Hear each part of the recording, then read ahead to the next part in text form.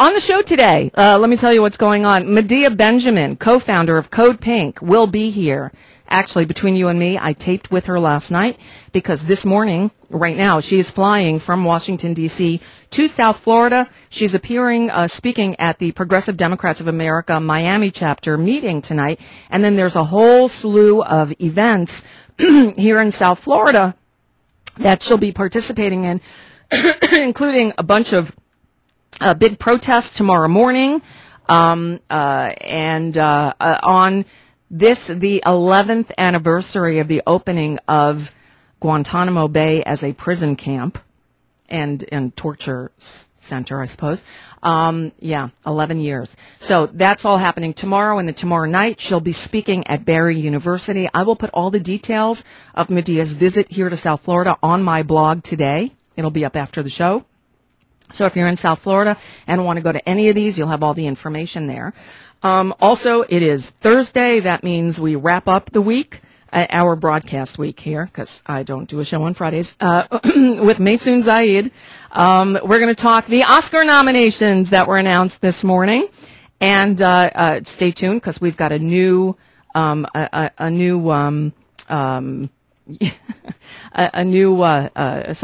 intro for Maysoon, courtesy of Boca Brittany. All right. But now let's get Mark Taylor-Canfield on the line. Mark Taylor-Canfield is a reporter for Free Speech Radio News on the Pacifica Radio Network. He blogs at Huffington Post and Daily Kos. You've heard him on Tom Hartman's show and other shows. And he's got a story. Now, we talked about this actually a while ago. Hello. Good morning, Mark. It's Nicole Sandler calling. How are you doing today? Good. How are you? I'm doing well. So, I just, as way of introduction, I was saying that, actually, recently in the last week or two, a few documents have been released, thanks to FOIA requests by my friend Jason Leopold at truthout.org and others, on, FBI and Department of Homeland Security, surveillance of and documents on the Occupy movement. But you sent me a story that was really disconcerting. Now, we knew Jason Leopold was on the show last week, and we talked about some of the findings from the from these documents that were released, and the most really sickening one, I guess, is the fact that occupiers whose main mission statement was peaceful, nonviolent civil disobedience. I mean, peaceful, number one. And these people, through these documents, we learned were labeled as terrorists, right? Mark? Well, yeah. I mean, it's a really disconcerting for me because I'm a journalist, and as a journalist, I don't like this idea that somehow there's a chill in the air now and that certain broadcasters, might be included on some kind of government watch list because, Chris Hedges finally wrote about Shannon McLeish with the Air Occupy group down there in Daytona Beach. And, I've been on that program, and they had Noam Chomsky on the program just a couple of weeks ago. It's a really good show. And just to see the fact that through these FOIA documents, and now has revealed that she's on a government terrorist watch list is really, really disconcerting and unnerving, actually, Nicole, because obviously Shannon is a very peaceful, well-thought-of mother of two young children. She's got a good reputation in the community. There's absolutely no reason why any government agency or intelligence agency should be watching her or worried about her behavior. Right. So this woman, Shannon McLeish is her name. She is a host on airoccupy.com. And, as I said, the documents that were released thanks to these FOIA requests show that the FBI is now listing Occupy as a terrorist organization engaged in criminal activity, which is just absurd. But now she found that she her information was redacted on page 65 of this document that she links to in a letter. Am I allowed to publish this letter? Can I post it on my site? Is this public? As far as I know, I mean, she sent that out to me and to other journalists, just hoping that someone would cover it. So I believe that, that would fulfill her original goal about the letter. Then on my blog today, I will post this letter from Shannon, who wants some exposure on the fact that not only was Occupy, labeled a terrorist organization engaged in criminal activity, but that, she is now on a terror watch list. This peaceful single mom who happens to do, an online radio show about the movement and about, look, this is free speech. This is supposedly our constitutional right. And this is a really important story. There's a whole context behind it too, Nicole, and that is that we talked about this once before when I was on your program, but back in December, 2 United Nations envoys sent a letter to Secretary of State Hillary Clinton critical of the police crackdowns on the Occupy Wall Street movement, and especially the forcible evictions from the parks that happened last December, which some people, have cited as the reason that the Occupy Wall Street movement kind of, died on the vine there for a while because of this police oppression. Now, the Secretary of State, Department of State, nor the Justice Department has responded to that letter as far as I know. And then also, you can put that into another context, if you like, which is that in Seattle, there's been an ongoing federal grand jury investigation of activists, and 3 of those activists are currently at a federal prison in SeaTac, Washington, for refusing to cooperate with investigators. They haven't been charged with any criminal charges. They are being jailed because of contempt because they've refused to testify. And so the National Lawyers Guild and Neil Fox up here in Seattle, the head of the local chapter, has gone on record saying that they believe that that's a political witch hunt as well. And Al Jazeera actually in an op-ed referred to the activists in Seattle that are currently in prison as America's Pussy Riot, referring to the punk band that was jailed there by Putin. So, there's a whole context that now we're looking back on the Occupy movement a year later, a year after its birth, and we're seeing it from a different lens, which is government, corporate, and military actually infiltration into the movement by security intelligence agencies, and this surveillance of journalists was really, really got me upset, Nicole, because I feel like in the United States the First Amendment should be protected, and I take these matters seriously and personally because last year... Right. Go ahead. Yeah, last year I ended up filing a federal civil rights lawsuit against the Washington State Patrol after my First Amendment rights were violated as a journalist during some protests at the state capitol. I was actually banned by the state patrol for setting foot on state property for 30 days and ended up challenging that along with 36 other people. And we won. The District Court Judge Robert J. Bryan sided with us and said that it was a direct violation of the First Amendment, freedom of the press.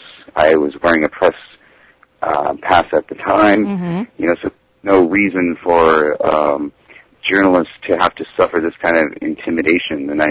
And kudos to Chris Hedges, for getting the story out, because I've known about it for weeks, and actually it's been very difficult getting media coverage.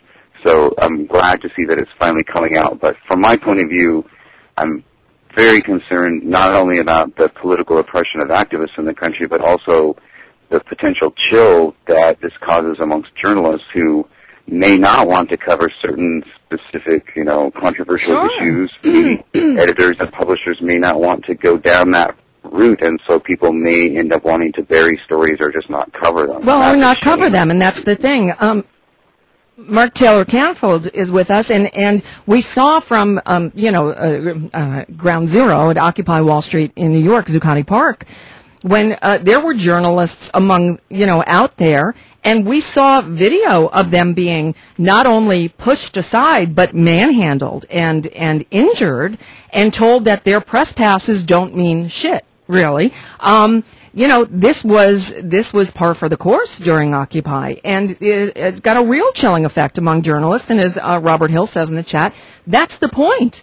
They don't want this story getting out there, and the fact that somebody doing an online radio show about it now on a terror watch list is really sickening. And this also comes at a time when we have people on the right screaming about the Second Amendment, yet the First Amendment has just been gutted in this nation. There is no freedom of the press. In fact, if you go to, there's an organization called Reporters Without Borders, and they rank nations in the world on freedom of the press, and honestly, I haven't looked at it recently, but I will pull it up.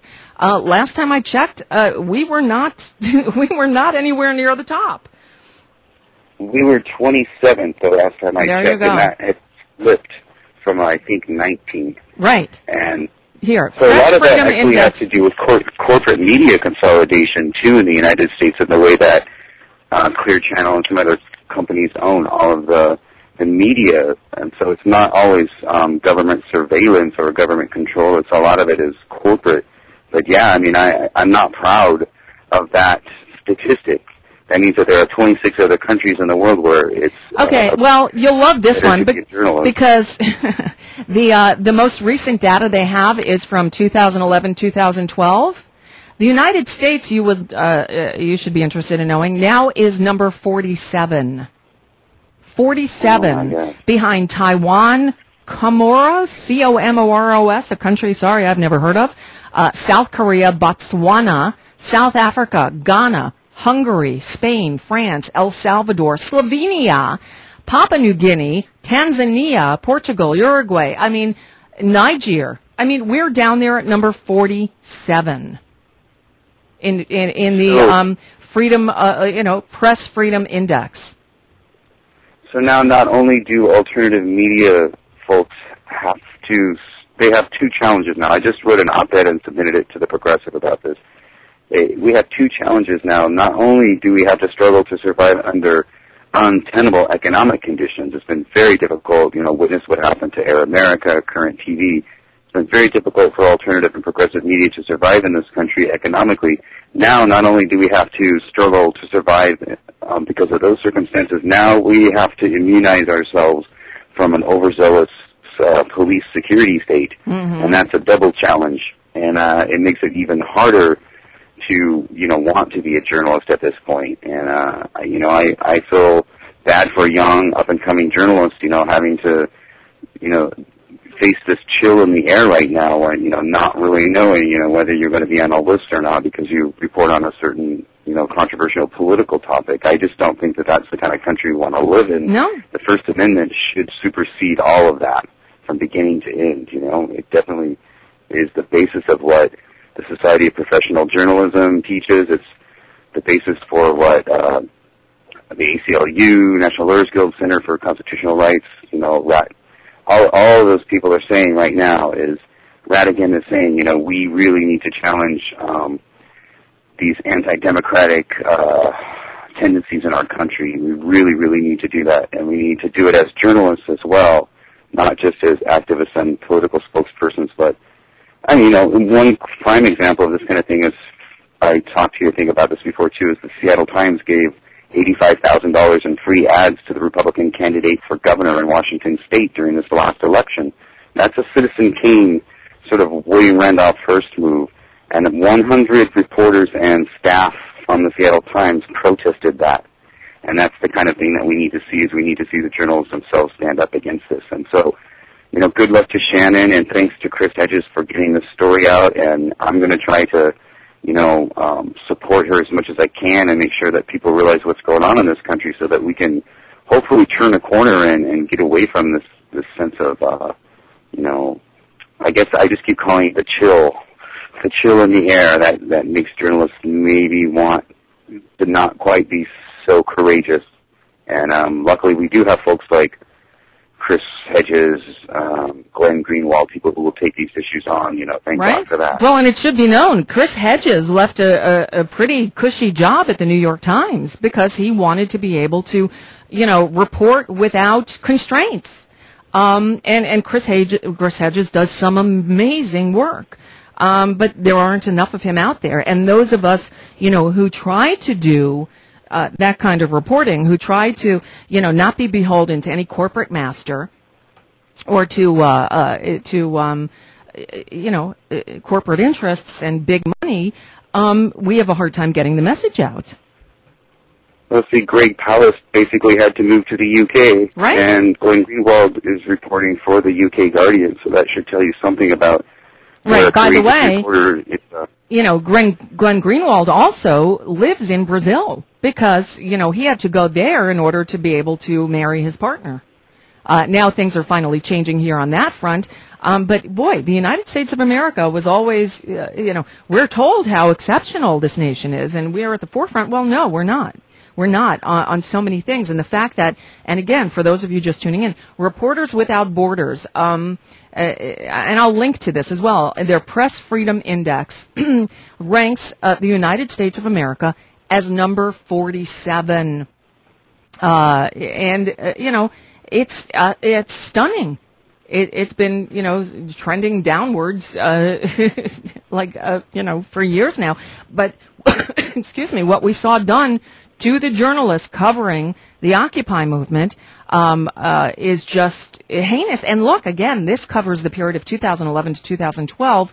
I guess it does maybe incorporate some of the Occupy stuff. In fact, I'm trying to see if I can find in the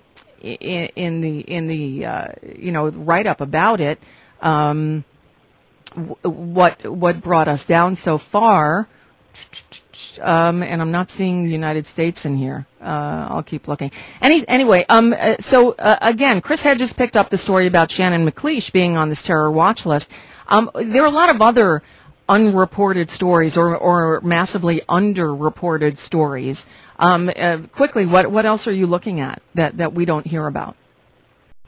Well, I do want to give a shout out to the folks that I work for, Free Speech Radio News, on the Pacifica Radio Network, because they've actually been a great model and example of a reporter-run, reporter-managed news agency. So they do a really good job of recruiting independent reporters all around the world to do daily broadcasts. So good for them, for covering stories like the federal grand jury in Seattle and all sorts of other stories that no one else is covering. And by the way, Nicole, we may be the first state in the country up here in Washington to require labeling of genetically modified seeds. I hope so. That's great. You are in the state of Washington. In California, it was on the ballot this year, but Monsanto, to point out one of the number of companies, they threw a ton of money into this to mislead voters. And all that the ballot initiative would have done was require, food producers to label what is in the food that you're buying.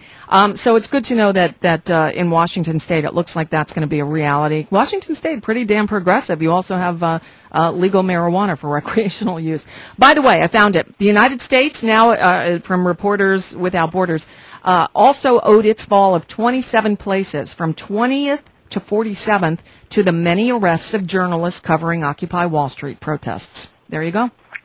There you go. And that, I'm sure, that's something that the United Nations envoys are also very interested in. And I would say it would be very important for people to document these things and make sure that, all of these civil rights groups and the United Nations the envoys get this kind of information. It really is kind of shocking what's been going on, and I feel like at least the information is getting out. At least people are starting to change things up here in Washington State. I mean, I'm really happy to live here right now because not only do we have same-sex marriage and legalization of marijuana, but if we get rid of the GMOs, then I'm saying we have two more platform planks as far as I'm concerned on the progressive agenda here, and that would be publicly owned state bank for sure, and so that we can keep our money out of Wall Street, and then also free education, which a lot of universities are now offering online for free. Anyway. Really? Are they? I didn't know that. Okay, yeah, good. Stanford has been doing that, and I think that it's definitely possible, to see, Washington could become a really, really interesting state to live in. So I'm really looking forward to the future here. I should point out that there have been like you said, there have been other stories that people haven't talked about. There was a story about how some PSYOP soldiers were embedded at local TV stations, and that had to do with the fact that they were using them to train how to work with media. And I think that had to do with programs in other countries, but it makes you wonder what's actually happening in this country as well. So that's one story that really wasn't covered very much. You know what? We'll have to do that next time because I got to run because I got to get to Medea Benjamin. So we'll check in with you more frequently. Mark Taylor-Canfield. I'll put links to your stuff up on my blog today at radioornot.com so people can follow you on Twitter and see more of your work. And we'll talk again soon. It's always good to talk to you, Nicole. Keep up the good work. It's always fun checking out Radio or Not and Filter Free Radio. Jacob and Scott did a little segment on this yesterday. So thanks a lot for keeping up on these kinds of issues. It's really refreshing because the rest of the media seems to be stuck in a rut. So thank you. Well, thank you, and thanks for getting up so early for us. We'll talk soon. Mark Taylor-Canfield. All right. Nicole Sandler here. I mentioned Medea Benjamin is on her way to South Florida. She's going to be speaking at the Miami Progressive Democrats of America meeting tonight. I'll give you all the information. We'll take a break and come back with Medea Benjamin next. Don't go away. I'm Nicole Sandler. It's Radio or Not. This is the Media Matters Minute. I'm Salvatore Calalori. During a recent segment on Fox News' The Five, the co-hosts discussed the merit of unpaid internships. Greg Gutfeld suggested that people must start out in low-paying jobs so that over time they can move up to better jobs. But then he took it one step further. That's why the biggest myth of all time is that sweatshops are bad. Yeah. Sweatshops for emerging economies are for workers with no skills. And then over time, the country moves away from it. But you got to have... But according to the Merriam-Webster Dictionary, by definition, a sweatshop is a shop or factory in which employees work for long hours at low wages and under unhealthy conditions. Of course, we've come to expect outrageous statements such as this from Gutfeld. Let's take a listen to some of his other recent lowlights. Like I always say, waterboarding, more like awesome boarding. Perhaps if they had put a Planned Parenthood in Benghazi, it would have been better protected. If you're a rich conservative, you are now an oppressed minority. For more on this and other stories, please visit MediaMatters.org. Hi, friends. This is Tom Hartman. This is Stephanie Miller. Hey, this is Hal Sparks. I'm Brad Friedman. I approve of Nicole Sandler's RadioOrNot.com. Radio or Not. Radio or Not. RadioOrNot.com. RadioOrNot.com. RadioOrNot.com. RadioOrNot.com. All right. Now, I told you, I recorded this last night, and I'm going to try something different, so bear with me. If you're watching on Ustream, I'm going to try to give you the video, although, again, it's just a video of me talking, but let's try to make this work. All right? Okay, here we go. Now is Medea Benjamin. She is the co-founder of and I guess proud might be the word. when I was watching the TV coverage of that thing that they called a press conference with the NRA, and there you were holding up a sign that said, I think it said the NRA has blood on its hands, and good for you. How did you get in there? Well, that's a trade secret, Nicole, that I can't reveal. I understand. That's fine. I don't want you to give away any trade secrets because we need you to keep doing those kind of things. But good for you for doing that. I don't even want to go into that right now. Thankfully, it looks like this week at least people are talking about the issue of guns. So at least we're headed in the right direction there. Now, you're here in South Florida. You're going to be speaking tonight at the PDA Miami meeting. Do you do a lot with Progressive Democrats of America? Oh, yes, I do. I really love Progressive Democrats. I think the positions they've taken over the years, or we've taken, I should say, because I'm on the advisory board, have always been ones of supporting social justice and universal health care and getting us out of wars, and a big fan of PBA and really anxious to meet a lot of the folks in the Miami area who are part of it. Great. Yeah, it's a good group. It's PDA Miami. I'll put all the information about the meeting up on my blog at radioornot.com. So if people are down here in South Florida want to go, it is tonight at 7 o'clock in North Miami. So I'll have all the information there. Now, and then you're going to stick around South Florida for a few days. You got a bunch of events planned for Friday. Talk about this. It marks the anniversary of the first victims arriving in Guantanamo Bay. Tell us what's going to be going on Friday. Well, that's right. Unfortunately, it is the 11th anniversary of the opening of Guantanamo Bay. It's pretty just astounding to think after 11 years that we still have this terrible blight on our national morality, and that there are still over 100 prisoners left in Guantanamo Bay. In fact, I think the number is 186. Many of them already cleared for release, but have not been allowed to go. And I think it's so important to be in Florida because that's where this U.S. Southern Command is, which is in charge of Guantanamo. So I'll be out on Friday morning at a rally bright and early.